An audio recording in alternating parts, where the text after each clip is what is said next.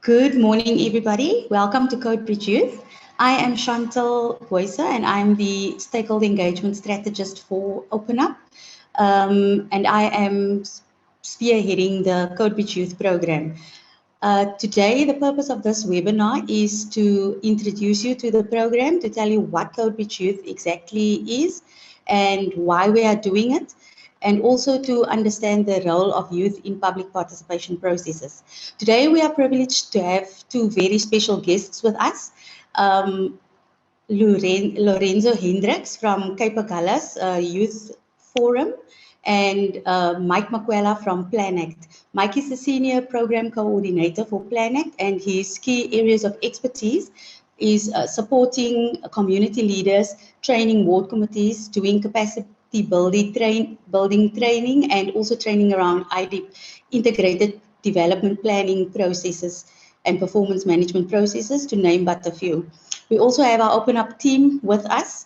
Adrian Kearns, the program manager of the local government program, and Sean Russell, the program manager on CBY. We have Katleho Muslapani, who is the community lead of the program, and we have Damien Poole, who is the program coordinator. So today, the theme is democracy in practice. So we're going to be speaking all things democracy in practice for youth. So Codebridge Youth is a program that we've designed 2 years ago in partnership with local government. Cape Agulhas was the first municipality where we actually implemented the program, and we had a lot of public participation summits to arrive at where they are now, and Lorenzo will give you a brief overview and context about the program and their experience on the program. Our goal is to inform, empower, and activate. So we are strongly focused on citizen engagement. So we are a bit pressed for time. I'm going to allow the other panelists to continue with what they were supposed to present today. I hope you're going to enjoy the webinar and you're going to ask lots and lots and lots of questions.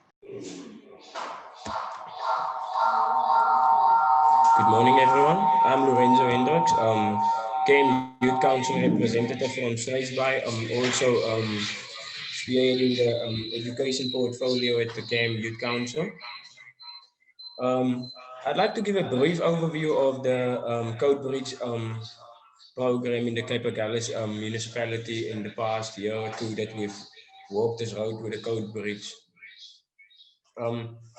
My first impression when I heard of the Codebridge Youth Summit, which was held in Bredasdorp, was that, okay, this is just going to be another youth program which is going to run for a year or two, and then it gets left behind. But being part of this program now from the beginning, I've seen that, and I believe that growth will happen, and I can see the change within the communities, within the whole Cape Agulhas municipal area. People are getting more informed, and that's one of the key differences, or one of the matters that distinguishes the Codebridge Youth from all of these programs or that has run before them. So the impression of the youth, mostly, if I get in contact with youth, most of them expect that everything is just gonna be like before, with all of these champions programs which is ran out through times, where different stakeholders came on board and tried to do what Codebridge is doing at the current moment. So many of the youth are still skeptical, but as the program continues, we're reaching more and more youth on a daily basis, I believe, and they are truly more informed now than ever before. On a practical level, this program has been, even I have to say so myself, it has been doing groundbreaking work. Youth has been involved in more job creation opportunities, employment. Since the youth has now received their own voice via youth that was chosen at the summit to represent the youth from the whole of Cape Agulhas municipal area. So it gave back power to the youth, I believe, and not only to the youth but to people in general, because I don't think that we always realize that how important information is to take an informed or make an informed decision. And I believe that you can only make an informed decision once you are informed of a situation. So I believe that on a practical level, what one of our key factors as the Youth Council has been trying to do is being to try and get the youth informed with all of the opportunities which is going around. We are trying to we are having roadshows to rally them, creating more opportunities. Yeah, there's still a lot of road for improvement or space for improvement. I believe that firstly, I believe that physical meetings, because of COVID now, physical meetings has been placed on a certain amount of hold, but eventually we'll get there. And to get public participation, we need to be in the communities, and that's what I like about Codebridge.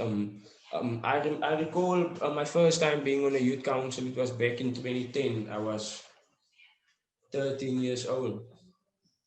It was my first experience in or being part of a youth council, and even if I have to say so myself, this is a huge improvement. We didn't have people. The support base was just not as strong as it is now, and I'd say that people weren't as involved, and all the towns hasn't been involved as we would have wanted them to. But I believe that we've got a winning time. We've got a winning team this time um, with us, and that this time we'll definitely work to get us to to to um,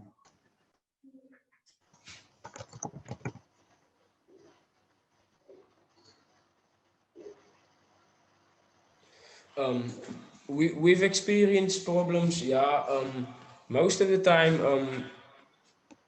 With us trying to empower the youth, most of the youth are working. So when we have these when we have these type of webinars and stuff to try and get to the youth, they are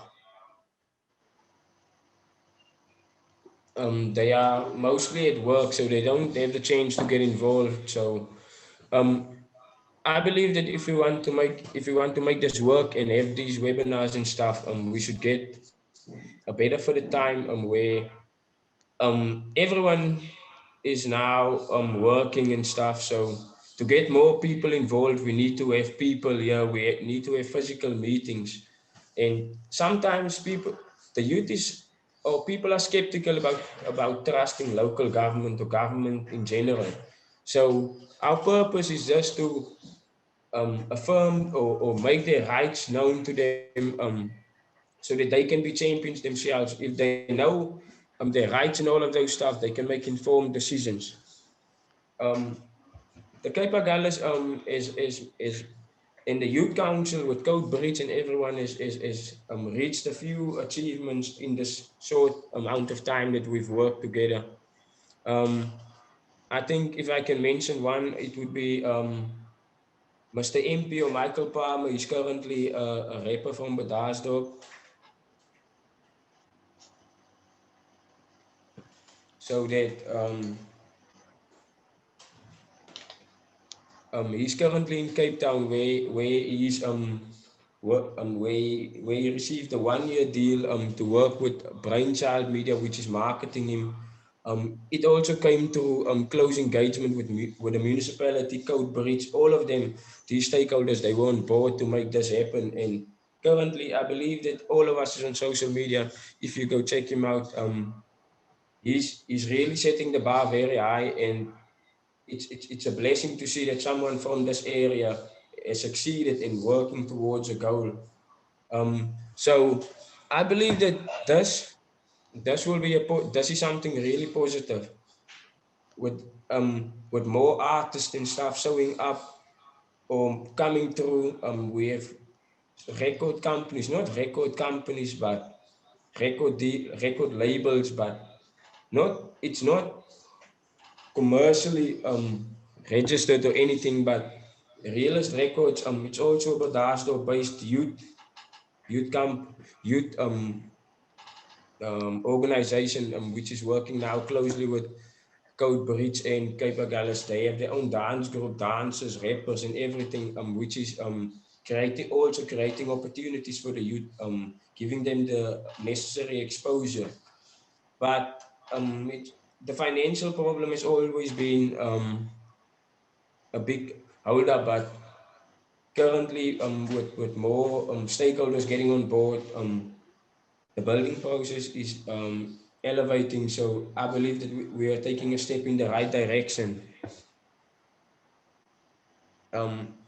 Yeah, the youth council is a lot of plans for this coming year. Let's say for this coming year we are planning to put all our portfolios in place, and then also a youth summit is definitely should be on the agenda to see if a new youth council will be elected. So yeah, then if God is with us and we get through this year, I believe that the youth council and Codebridge will be open up. All of these stakeholders will be working closely to ensure the success of this championing process. Um, Things I'll give over to Mr. Mike Makwela. Hello, everyone. While we are waiting for Bramike to set up his presentation, I will shortly speak to some of the successes of Codebridge Youth. We've managed to establish 4 fully functional Codebridge Youths, and we have 3 other municipalities coming on board. The ones that are functional is Cape Gallas Municipality, Bergrivier Municipality, Cedarburg, and Matsikama Municipality. We currently are onboarding Stellenbosch Municipality, Swartland Municipality, and we've onboarded Umgeni by means of a similar webinar session that we had with him last month. So how we work is we get commitments from the municipality to participate as a partner. Then we have a public participation summit, and then we elect a youth forum, and we always involve the IEC in the election process. From there, we have at that same summit where the youth forum is elected, we collect all the needs and the development priorities that the youth might have. And after that, the council, like for instance, in Cape Gallas, we had 48 topics, and the council then after that met and reduced it to 11 topics. And then we had follow-up summits with them to actually translate those ideas into proper projects so that it can be taken up in the IDP. So the main goal of CBY is actually to create a stronger relationship between local government and youth, particularly in this case, and also including the planning practitioners in the municipalities, which is in most of the cases, there's an IDP or LED manager who's the champion, who we closely work with, and the youth council, and other municipalities have youth development officers that we then work with. So we also link the goals and the deliverables of the Codebridge Youth program to deliverables of the municipality, and we also see what is in the currently encapsulated in the IDP. Then we tie all the needs and the priorities that comes from the youth to the goals and the deliverables that the different directorates have in the IDP.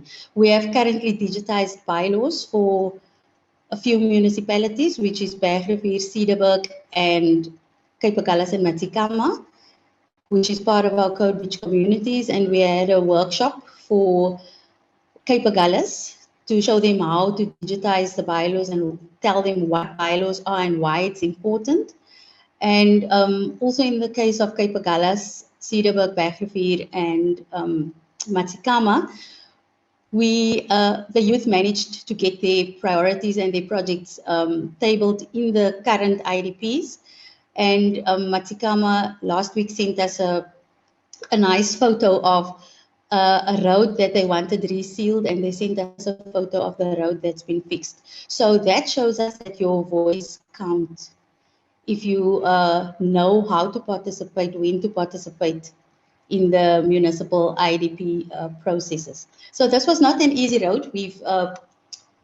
We've started the project in 2018, and we initially got a lot of resistance from the youth because there was apathy to participate. And there's a lot of reasons for why public participation looks the way it is right now. There's ward committees in the municipality. And one of the successes also of this program is that we managed to co-opt some of the youth forum members onto the ward committees to further strengthen the voice of the youth. So yeah, those are some of the key successes that I can record that we had from this program. It's obviously an ongoing program. We're going to have a series of this democracy in practice webinars to equip youth with all the information that they need to be fully and actively participating in municipal processes.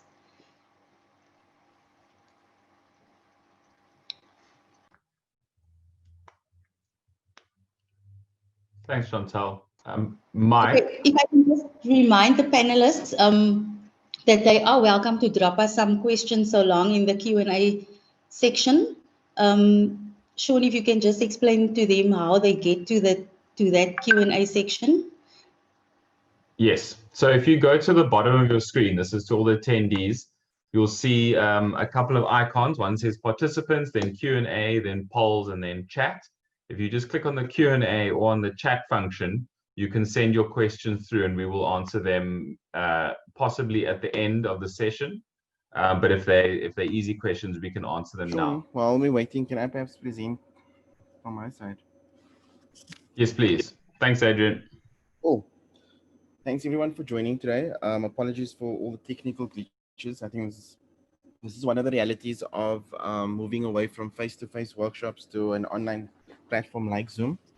While we're waiting on Bramike, I thought I'd present on Open Up, and Chantal spoken a bit to why we implemented Codebridge Youth and what is the purpose behind Codebridge Youth, but more to just say what Open Up is all about.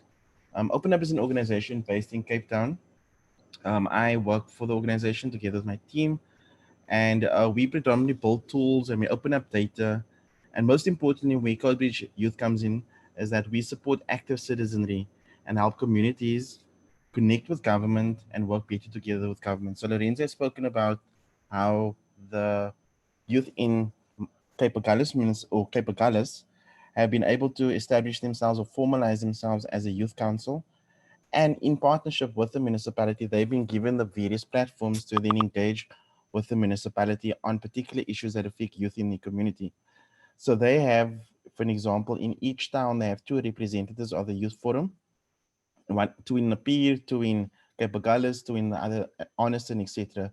So they will then on a bi-weekly basis have meetings where they discuss things that they feel should either be tackled themselves within the youth forum, if it's a small project, or alternatively, they take this key issues to the various public participation meetings. So this could be a ward committee meeting, this could be an IDP representative forum meeting, or it could just be an urgent meeting that they request with the municipality. So Open Up is all about informing, empowering, and activate. I'll speak more to this later on. But more importantly, we have to speak about Codebridge Youth.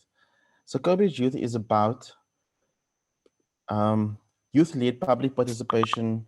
So in essence, it is youth solutions for youth problems. So we've been, over the last 2 years, engaging with youth in various municipalities, in partnership with municipalities and in partnership with other organizations to understand what the needs are of youth. And more importantly, to make the youth understand how important it is for them to elevate their voices and take the space in terms of what they want to see happening in their communities, what they want to see happening in their lives, and what they want to see happening in the country. So what are the goals of Codebridge Youth?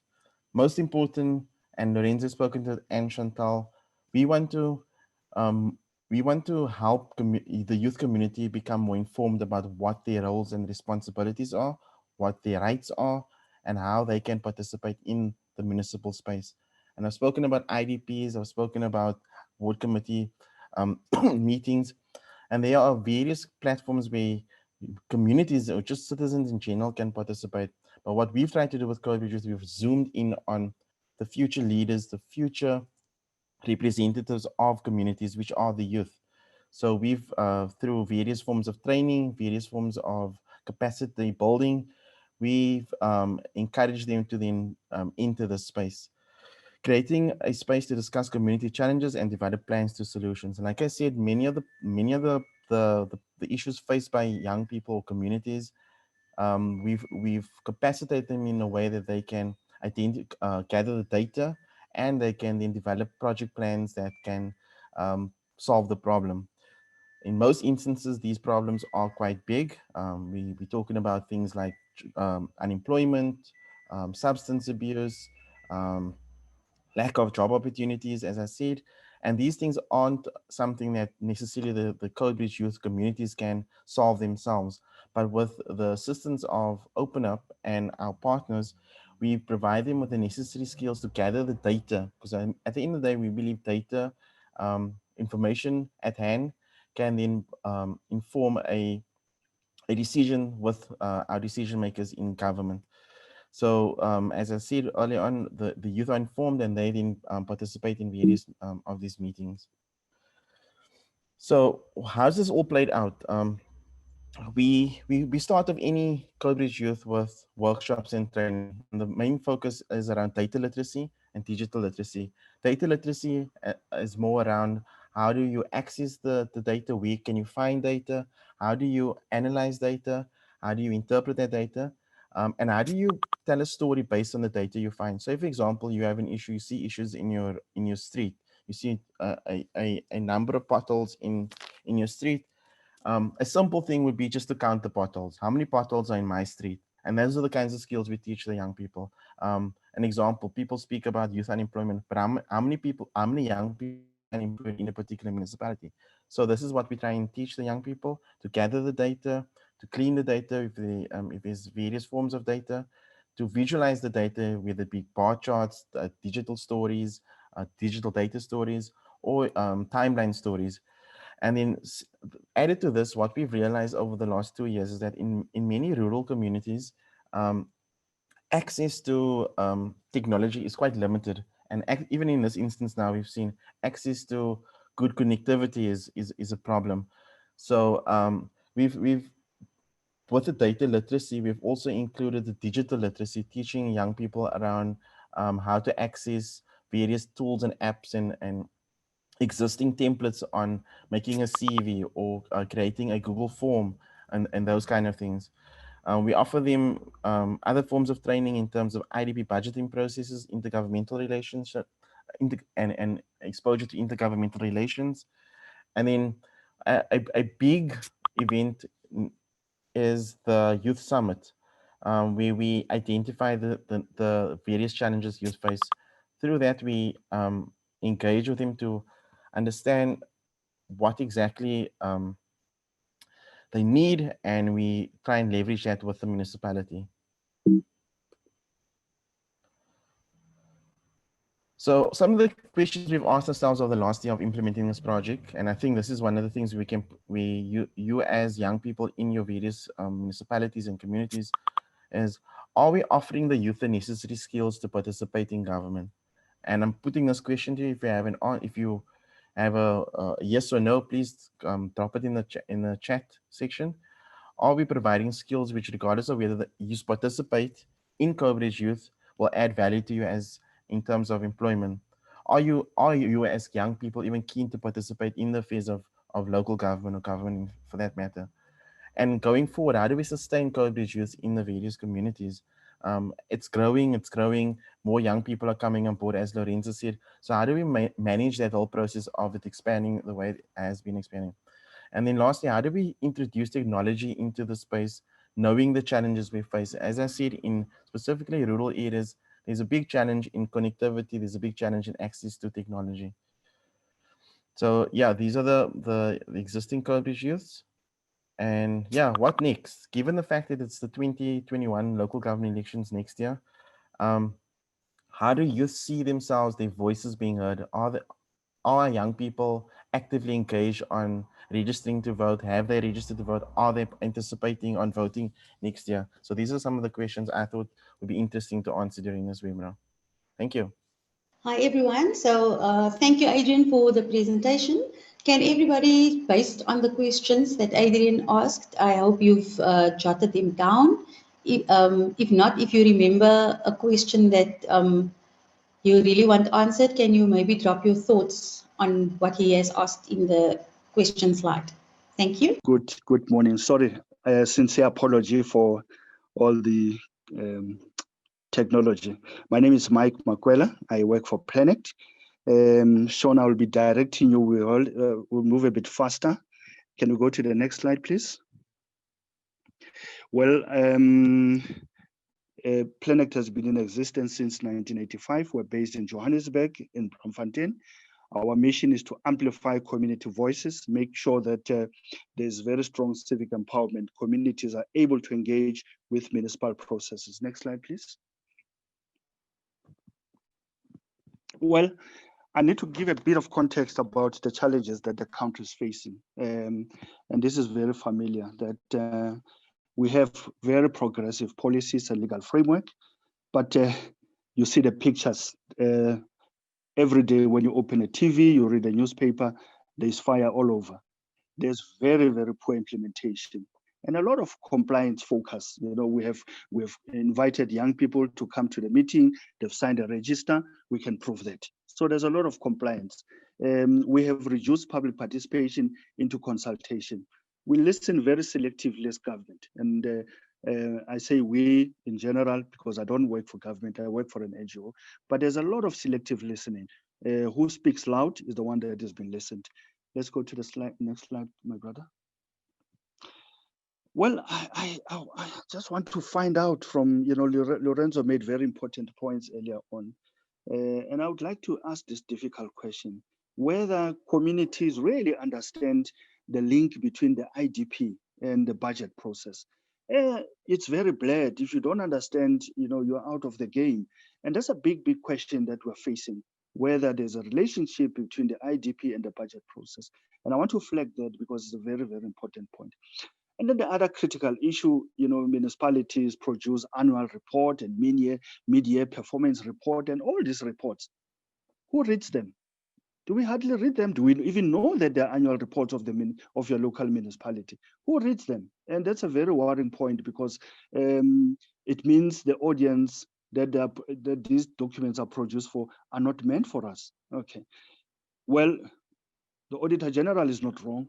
The state of the local finances of our local municipalities is very unsatisfactory. And I'm using a very nice word, very unsatisfactory. They are bad. You know, the Auditor General has been complaining about the finances of the municipality. So that's the context of what we're grappling with. The next slide, my brother. I think it's important for young people that have joined into this webinar, please note down. From this webinar, please go and search for the Municipal Systems Act, number 32 of 2000. I would encourage you to read this piece of legislation. It's a very important piece of legislation. I just picked it up. I could have spoken about other legislation, but I thought this is very, very relevant. When you look at Chapter 4 of the Systems Act, the whole chapter talks about community participation. What does it mean? It means legislatively, communities have to participate in local government processes. So it's not a favor, it's not a by the way, it's a legislated requirement. Municipalities have to engage with communities, and municipalities have to develop a culture of public participation. Make sure under all circumstances that communities participate in processes of government. So that's very, very critical. And I would like to encourage the members of the webinar to really, really get hold of this legislation. The other critical chapter, and that's what we're going to talk about, is integrated development plan. When ward councillors call you into a public meeting and they say it's IDP time, it's not because they've made it up. It's a legislated requirement. Every municipality must develop an integrated plan. Let's go to the next slide.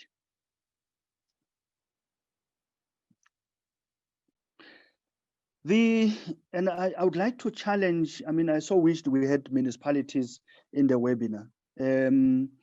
Because when you look at the Systems Act, and Chapter 6 in particular, it talks about performance management. And it's very clear. It says communities must be involved in the development of the performance management of their municipality. I'm yet to come across any municipality that complies with the Chapter 6. I am extremely disappointed, in fact, that communities are not part of the development of performance management systems of municipalities, because that's exactly where the problem is. You don't know what your municipality is going to deliver, when, and where. What are the indicators? Okay, so it's a very worrying factor. It's a very worrying factor. So I'm highlighting that Chapter 6 because that's where we have been shortchanged as communities. Chapter 8 of the Systems Act is very clear. Municipalities must provide basic services to communities. Let's go to the next slide. Now, the big question is, why do we need IDP, integrated development planning? There is still overwhelming service delivery backlog, whether it's in Cape Town, whether it's in Joburg, Tekwini, all the small municipalities, there's an overwhelming service delivery backlog. You see one town has better services, the other one does not have better services.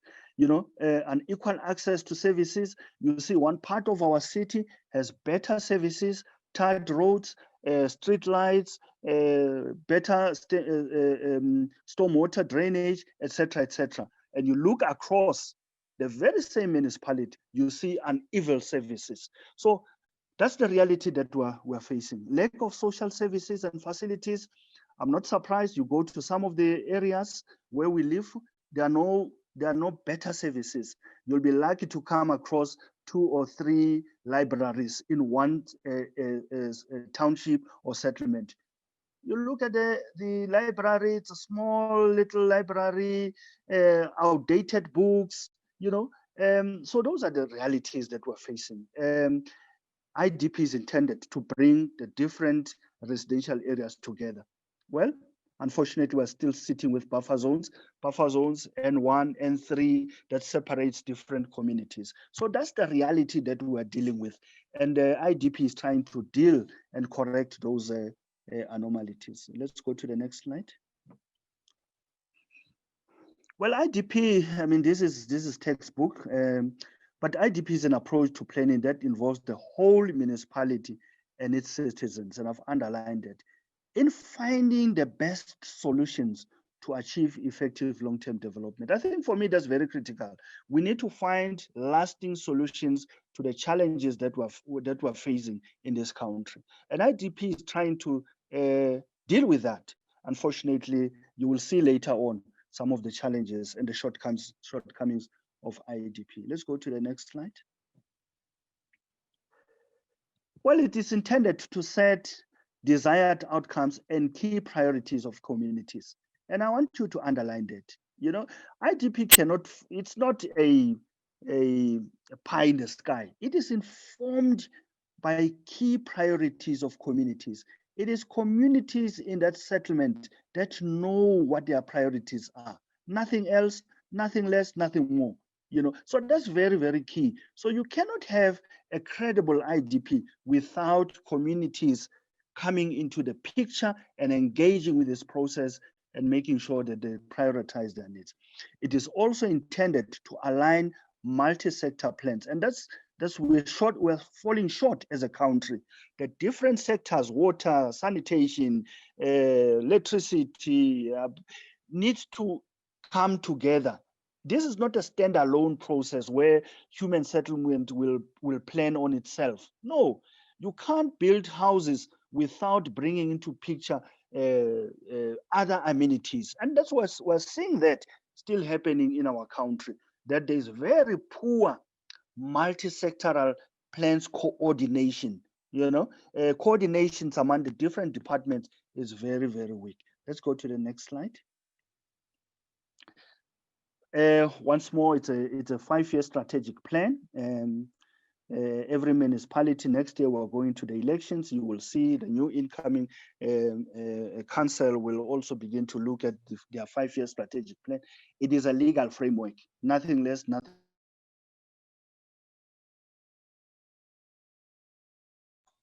Mike, we've lost your audio. It's a legal requirement. Okay. It is annually reviewed. You will see around September or so, councillors will invite you to come and engage with the IDP. Some of them have just finished that process. It is a reflection of the needs of the community. And I'm saying it over and over again. It's a measuring tool.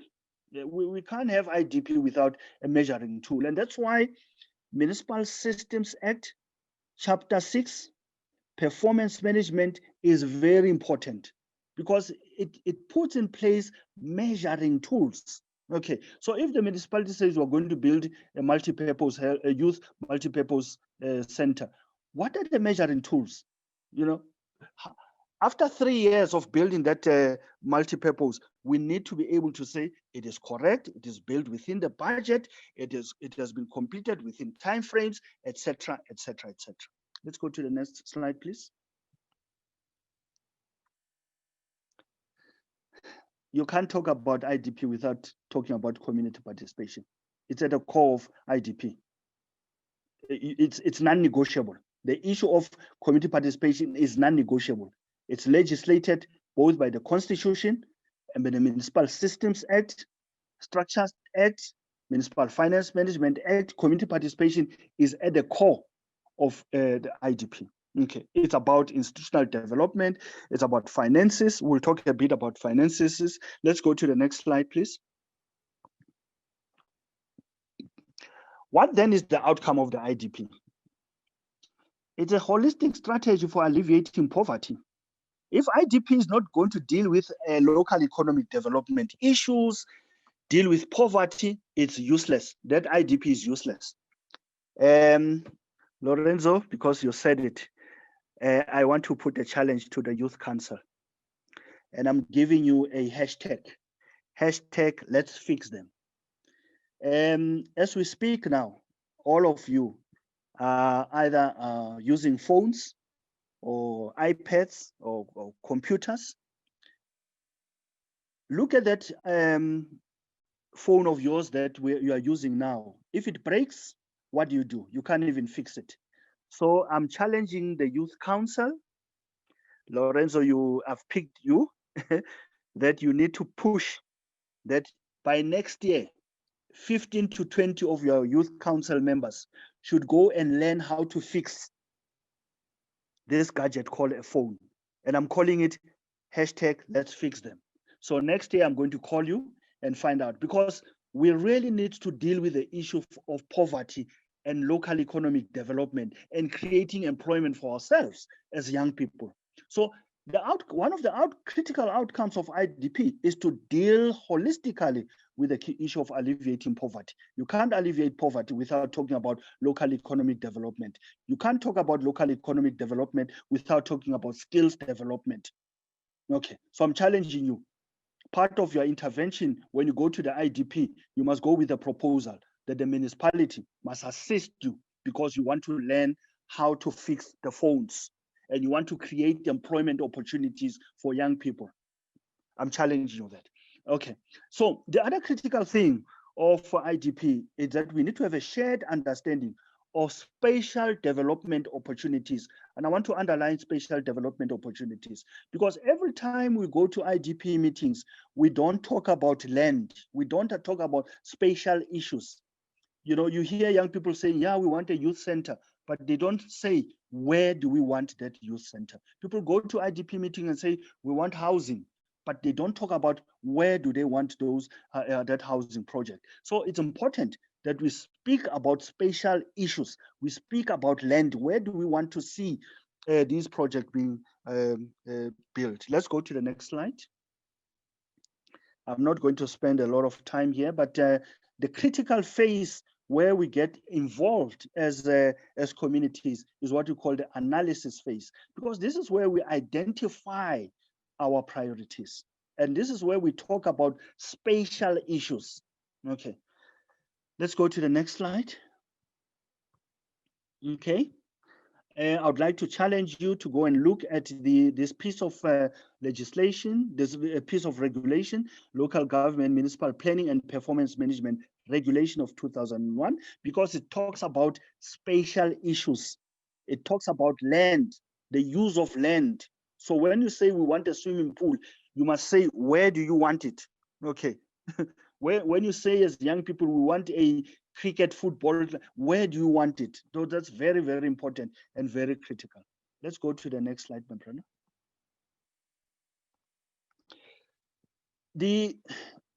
It's important when we raise our needs as communities, we must talk about what is the objective of this priority? What do we want to achieve? What is it that at the core of what we're asking for? Okay, so that's very, very important. Let's go to the next slide. I don't want to deal with the technical issues.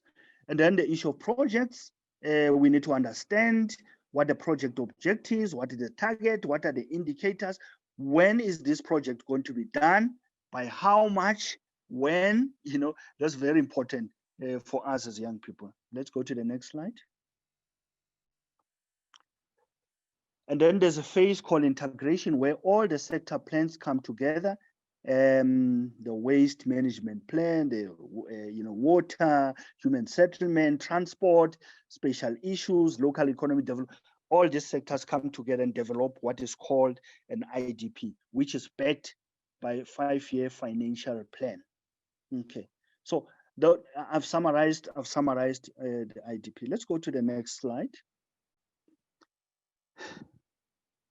And once everything has been put together, as communities will be given the opportunity to comment on the IDP before the council approves it. Okay, let's go to the next slide. The critical thing is that we can't talk about identifying what we need. It goes through the process of council, it's being approved, without talking about monitoring and evaluation. And this is where citizens will play a very important role, because we want to know whether the community hall that was planned for in the IDP, budgeted for, has been implemented. Because that's very important for us. That 2 or 3 kilometer road that was planned for and budgeted for, has it been delivered? Okay, so we play a very important role as citizens to monitor the delivery of services. Let's go to the next slide. All right, I'm not going to spend a lot of time, but these are the timeframes. And during July, August or so, that's where we are invited as communities to come and make an input into the IDP process. That's a very important time. And I would like to say to the Youth Council, please make sure that you keep your eyes and your ears open during that time, because that's when you need to make sure that you engage with the IDP process, you attend the IDP meetings and make submissions. Let's go to the next slide. Well, I just want to raise a couple of issues because they speak to IDP. Well, generally, there's very poor revenue collection by municipalities. Municipalities are not collecting money. So our municipalities are poor. Some of them are just about to collapse. Okay. So revenue collection is a big issue, because then it means you are not able to do the project that you want to do. But the big question is, who's been consulted? When you talk about IDP, people, communities must be consulted, etc. Who is being consulted? Who goes to these meetings? And we know the reality is that it is those who speak loud, those who are politically connected, those who've got the resources. It is those that are listened to, So who's being consulted? Well, let's make it even complicated. Are the children in the IDP process being consulted? No. Are the youth consulted during the IDP? No. Okay. So that's the question that we need to grapple with. Community participation, is it a reality, or are we being made to suck a dummy? Is it true that there is community participation?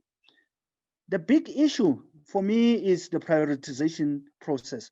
Who makes decisions? Who says this is going to be in this current financial year? These are the projects that are going to be implemented, and these are the projects that are going to be budgeted for. And I'm raising this issue because it's a very important issue.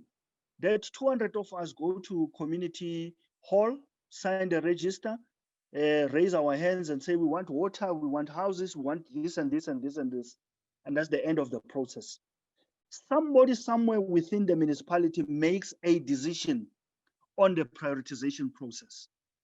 It is informed by several things: the budget, the capacity of the municipality, the revenue that is there, etc., etc. So as much as we participate in the process of IDP, and I'm putting it to you, somebody makes prioritization process happens. And that is why year in and year out, you go to these IDP meetings, you raise one and the same issues, and they are not there. They are not being implemented. They are not captured in the final IDP process, because there are certain factors that influence the prioritization process. And I'm raising that so that you are aware that sometimes you go to these IDP meetings and say, we want a youth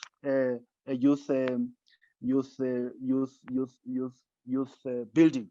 And for the past 4 or 5 years, you've been raising it, and it's never, you don't achieve that. It's because the prioritization process, and I'm saying I have a problem with it. I have a serious problem with the prioritization process.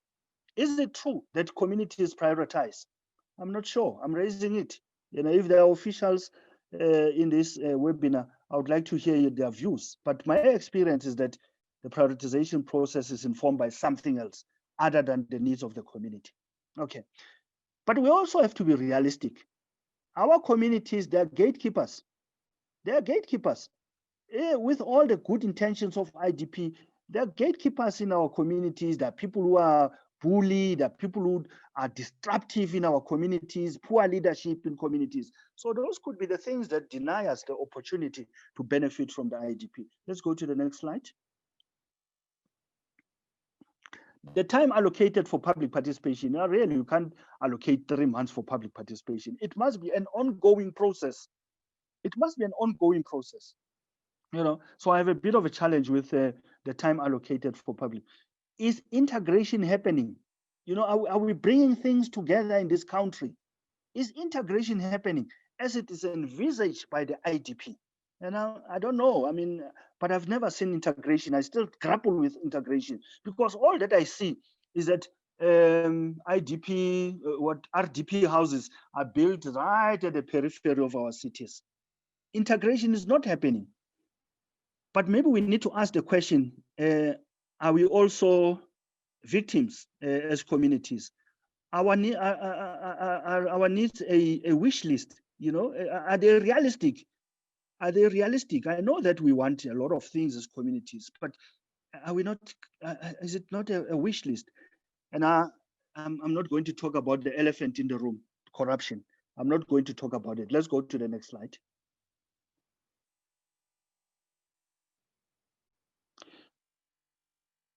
Is communication between the community and the municipality effective?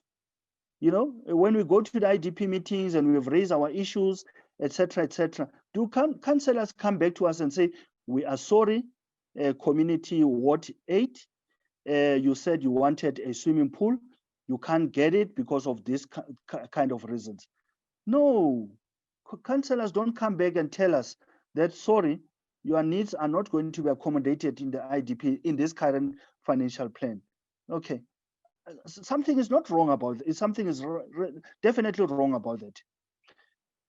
What is the incentive for participation? Does it even matter? And I'm not going to debate this issue. I'm just putting out there. So it's something that I want us to think about it. What is the incentive for participation? Why should I leave the comfort of my house, you know, and leave my Milo tea and my cook sisters and go and participate in the IDP process? What is the incentive for participation? Because when I participate, there must be something in return that I get back. Okay, I'm going to leave it there. Let's go to the next slide. Well, I think there's a big responsibility that government needs to invest in public participation. There are no two ways about it. We have, you know, community radio station, you know, social media platforms. So, you know, there's no reason why government can't invest in public participation. There are no shortcuts to these things. Let's go to the next slide. I'm just wrapping up now. And I want you to reflect on this. The former president said, again, we also see an unacceptable practice of municipalities allocating land for housing and commercial centers, malls. You see a lot of malls springing up without ensuring sports grounds and parks are also built. In this regard, many children grow up with no place to play and no facilities for them to engage in sporting activities. That's a reality. That's a reality. You know, how many malls do you have in your ward, in your locality? But how many hockey grounds are there? How many swimming pools have been built? How many tennis courts have been built? How many cricket grounds have been built? None. None whatsoever. Okay. And we can't all be soccer players. Not at all. I want to be a hockey player. I want to be a tennis player. Where are those facilities? Okay. And the reality is that South Africa has a young population. There are young people in this country. But when you look at the IDP, it does not reflect the needs of young people in this country. We can't be talking about housing only. Well, it's well and good to have a house, but where are the hockey grounds? Where are the swimming pools? Where are the tennis courts? Where are the cricket grounds? I asked that question. And so I like the statement that the former president said, that we cannot continue to sell land and for private land without talking about developing our youth and creating opportunities for them. Let's go to the next slide. I think it's the last slide. Well, I would like to encourage you to visit our Twitter account, our Facebook, our YouTube, and so that you can see the work that we're doing. Let's go to the last slide. Thank you very much. Thank you very much for inviting me to participate in this event. I think the engagement will assist. Thank you.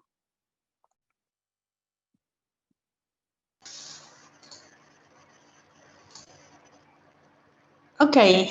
Hi, everybody. Thank you so much, Mike, for the presentation. I think it was very well received.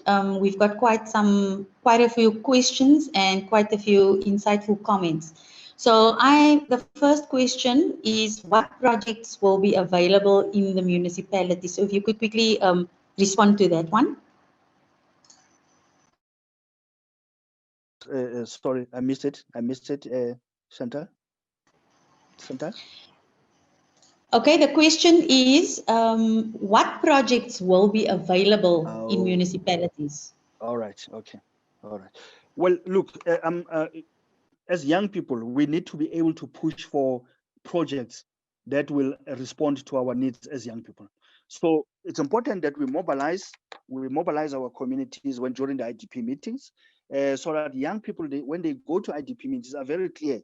If they say we want, I'm just making an example, if we want a hockey ground, you know, or a swimming pool, or a, you know, whatever, they must make that point very clear.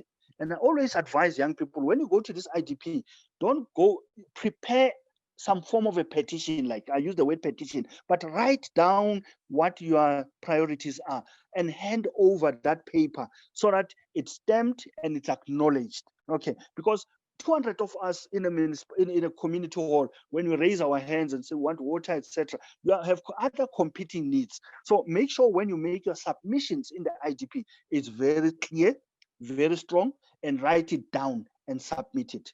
So any project in the municipality is considered as long as there's very strong motivation. But you can't talk about projects without talking about a budget. And this is where the big mistake is. And so I'd like to encourage the youth council to really look at municipal budget next time, because you can't talk about the needs without talking about money. So it's important that you also influence the budget so that your needs have been taken care of. Thanks, Chantal. Thank you, Mike. There's also a very valid question that's been asked here, and it's a question that's been oncoming for years, which is actually focusing on the actual failure of public participation. The question reads as follows: what are the regulations regarding community involvement, and what would be representative? Say, for instance, 5 people out of 3,500 people in a community attends an IDP meeting. Can that IDP still be passed because it's not representative of the views of the whole community? Thank you. Well, I've just said, and I would like to encourage, and I'm saying it again, once after this webinar, please go into your phone and download Municipal Systems Act. Okay. And I'm pointing you to Chapter 4 of the Systems Act, because it talks about community participation. When you read that chapter, it's very clear. It says even those who can't read, even those who can't see, have to be consulted. So the issue of consultation is legislated. You can't have a situation, and one of my slides, I asked the question, who is being consulted? That's a very important point to consider, because you can't have a situation where 2-3 people claim to represent the needs of the community. No, you can't. You can't. It's wrong. It's immoral. It can't be. You can't justify it in terms of legislation, because it is the responsibility of the municipality to invest resources, time, and effort to make sure that there's effective public participation. What is effective public participation? You have in the municipality, in the speaker's office, officials that are employed, that are paid every month to do public participation. So you expect them from January to December to consult and engage with communities. They can't do it over a period of 3 weeks or 3 months. No, I'm arguing that you can't. Why should public participation officials who are paid from January to December only allocate 3 months for public participation? Something is not right. So the issue that public participation is a difficult process is what I think we're creating it deliberately. Okay, because you have people that are employed, that are paid to do public participation. Yes, it is a very long and tedious process, no doubt about it. I agree. It's a difficult process, but it can be done. It can be done. We can't throw our hands on the air and say, yeah, it's difficult, it's expensive. No. Public participation can be done. It has been done. It can be done. It requires effort and commitment. Thanks, Chata. Thank you, Mike. I just received another question. It's about the young leaders in the communities. The leaders of Cape Agulhas feel that they have strong leaders in the community, but the problem is that the leaders are already in the position of being a public leader, and local leaders in Cape Agulhas and local government are not giving them a chance. They're not creating a platform for these leaders to show up and show what they got. Also, the youth is not well informed because sport and playing games are not informing them about anything. So yes, sport and cultural activities is great, but used to that to get the youth informed. They don't know anything about IDP, and because they all they know about Codebridge and the municipality is that they organize sport events and play games. So when are they going to be informed about something like the IDP? And when will they be able to raise their hands to say what they want? Yeah, so that is the question. Gentle. Somebody wants to answer live. You can go ahead. Gentle. I'm sorry. This thing about oh, what was the I don't think that's the case. I believe the case is actually just that the youth they literally choose when they want to get involved. So you can't be saying that you want to lead, so you need to lead. If you want to lead, you need to take the lead, because if there's an IDP workshop or anything, you can go check out the figures on how many youth actually makes goes through some difficulties to attend. But if you tell them now that they're going to have a game day at Portage or Glaskasteel or anything, or there's going to be sport and stuff, then they're rushing. So I believe that at the end we have to look back at and say that you can't expect everything on a silver platter, because they choose when they want to get involved, but then they blame the system. You see, so they you can't just say that, yeah, um, um, all they do is organize sports and stuff, because exercise is important to the human brain. But I believe that you need to get into it, and and I understand every municipality has had their representatives, or each town has had their representatives. So in the end, I don't say that it's strictly up to the representatives, but once you know your representatives, you can make fire beneath them so that the issues can be addressed. And so basically what I'm trying to say is that we can't just say we don't know what an IDP is or what it's about, because at some point we need to do our own research about it, and because some of us actually walks the extra mile just to attain this information. So yeah. Can I squeeze in there, Chantal? Sorry, Chantal, do you allow me? Sure, Raman. All right. Lorenzo, don't be too hard on young people, man. Lorenzo, don't be too hard on young people. Look, I think the mistake that municipalities make and old people is that we think young people want to go into a community hall where there are 300 people, old people, or politics and all those. Young people are sophisticated. Young people are sophisticated. They want they want social media, and you still want us to go to a meeting where there are 200 people and we start fighting for register, etc. No. So what and COVID has shown us that we can become creative, we can engage differently, and municipalities must start thinking beyond the normal way of engaging. Why don't you use the sporting days, those ones, and include the issues of information? So municipalities have to start being creative. As a young person, I will not spend time and go and spend 2-3 hours with old people who will be talking about housing in a public meeting. Engage with me differently. Okay, so I'm just saying, Lorenzo, look at the other side, and I hear what you're saying. Your point is very valid. Young people have to take a chance, but you are not exposed. You are not exposed, and I think as a country we're not investing a lot of information to young people. Unfortunately, as a country, we have to do that. We just can't think that by strange miracle, young people will know what is IDP. It doesn't happen that way. We have to invest as a country and make sure that we provide enough capacity and information so that people know what these things are. They don't just fall from the sky, It will be 1 or 2 people that have an interest, like Lorenzo and others, who wants to go to IDP and read about IDP. But majority of us as young people, we really have to be spoon-fed. We have to be given information and opportunities to learn. That's the reality that we're facing. Thanks, Sandra.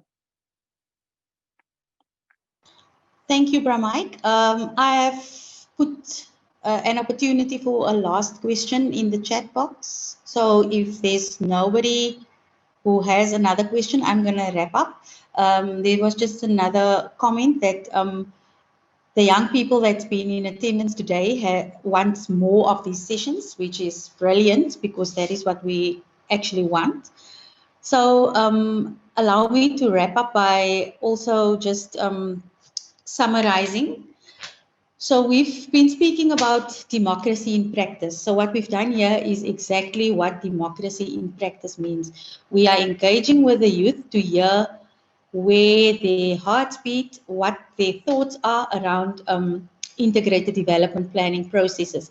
And Adrian has done a presentation on what Codebridge Youth is. I also briefly spoke to that. And then Bramike did the presentation on what the IDP entails. So you are welcome to send us emails to further unpack the presentation, because I think we will also circulate the presentation to you so that you can go through it on your own and pose relevant questions. Okay, I see Johan Muller. I raised an issue and question, but don't see it in the comment section. Okay, you will email it. Thank you, Johan. So based on all the presentations and the discussions that we had, we see that the reality of public participation and how it's done has not changed, even though it has changed in the communities where we were actively involved with this program for 2 years. And there are people in the session who have not been exposed to these sessions. So we can see that it's really a need to inform, empower and activate the youth with the relevant information so that they can be confident when they go to public participation meetings and know exactly what it is that they are going to speak about in terms of what their priorities are. And Bramike also mentioned something very, very important. It is the making of submissions into the IDP process. We have done that with Bergrivier, Cederberg, Matsikama and Cape Agulhas municipality. Bramike, if you would only take 1 minute to explain to the youth exactly what an IDP submission is. All right. I'm going to talk about IDP submission and budget submission in a minute. So I said my advice normally to young people is that when you make a submission is like saying, this is what we as young people want in our community, and you motivate why you need whatever you need, a tennis court. Let me just give you an example. We will need a tennis court because this is what it will do. The objectives are these. This is how it will contribute to reducing crime in our community, etc., etc. Now, make sure that when you make a submission, whether it's at an IDP meeting, but make a copy and take it to the speaker's office, because that's where it's located. When you get to the speaker's office, they must stamp it for you, give you some form of a receipt or something to say, we have received your submission. Do that with the budget also, so that you do it formally, so that one day you are able to say, municipality, we came and we came and we came, you did not respond. We are getting upset now. We will litigate, we'll take you to court for not complying or working together with us. So it's important when you make submission, make it in black and white so that you have a copy, so that you are able to argue your case going forward. I've just summarized it, sorry, Chantal, because of time. No, thank you, Bramike. There is a last question that I will respond to that Johannes put into the chat now, and that will really be the last one. It's about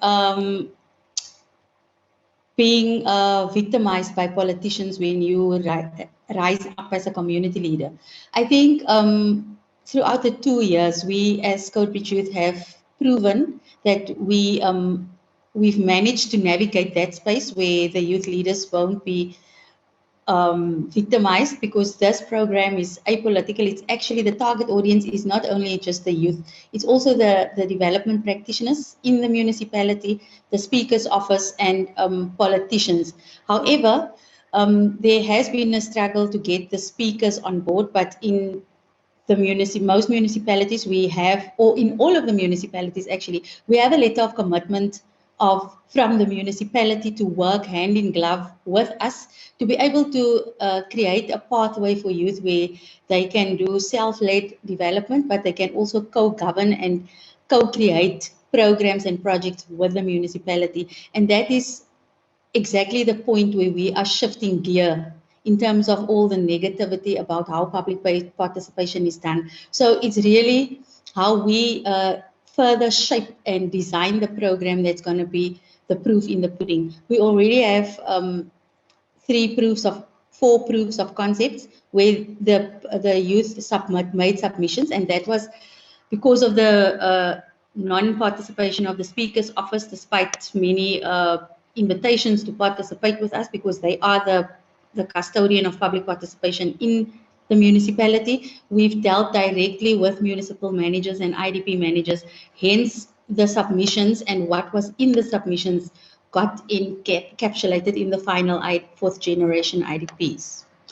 So with that said, thank you very much to the participants who showed up and stayed until the end. We are looking forward to engage with you more on IDPs, and not only IDP, but also LED and budgeting and performance management processes, and most importantly, getting the ward committees and the IDP representative committees functional by putting the youth or co-opting the youth also on those structures. To the Open Up team, thank you very, very much for hosting a professional webinar and sorting out all the technicalities, and for the hard work behind the scenes, because planning and logistics is a lot of work, but you've managed. And also to all the Codebridge communities for your involvement in mobilizing people to participate. And then thank you to Lorenzo, who stepped in last minute because the Cape Agulhas chairperson, Luvialan Matthews, fell ill yesterday and he was hospitalized. So thank you very much for stepping in last minute. That shows great commitment from your side. And then to our host speaker, Mike Makwela, thank you for the useful presentation. And we are looking forward to working with PlanAct in future initiatives and webinars and events of this kind. Thank you very much. Thank you. Thank you very much. It's a pleasure.